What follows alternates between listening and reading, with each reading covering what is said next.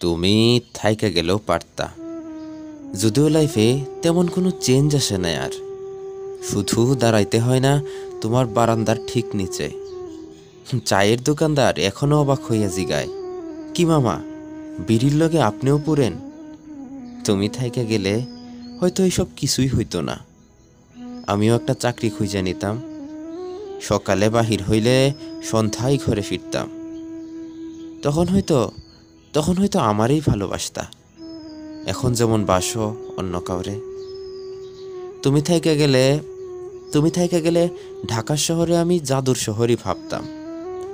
ঘণ্টাখানেকের জ্যামে দোতলা বাসে তোমার আমার গল্প শুনিয়া যেই লোক বিরক্ত হইতো, সেই লোক হয়তো এখনো আমাগরে খুঁজে, বিরক্ত হইতে চায়।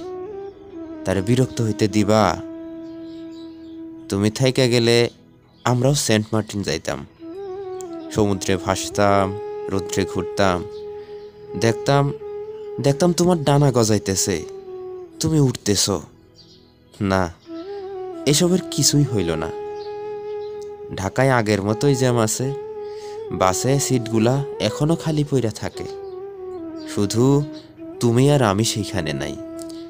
তোমার বারান্দার নিচে এখনো শেওলা জমে থাকে, পইরা থাকে বাদামের ল্যাংটা খোসা, উইরা যায় মানুষের বিড়ির ধোয়া।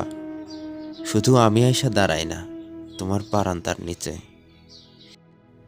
তুমি থাইকা গেলে আমি একটা বাসা নিতাম, ঘরে উঠাইতাম হাউস বিল্ডিংয়ের পুরাতন ফার্নিচার, একটা টিকটিক করা দেয়াল ঘড়ি। না, তুমি এসবের কিছুই হইতে দিলা না। তুমি আমার পয়সা বাঁচাইলা, আমি হালাই জানবারও পারলাম না তুমি আমায় এত ভালোবাসো।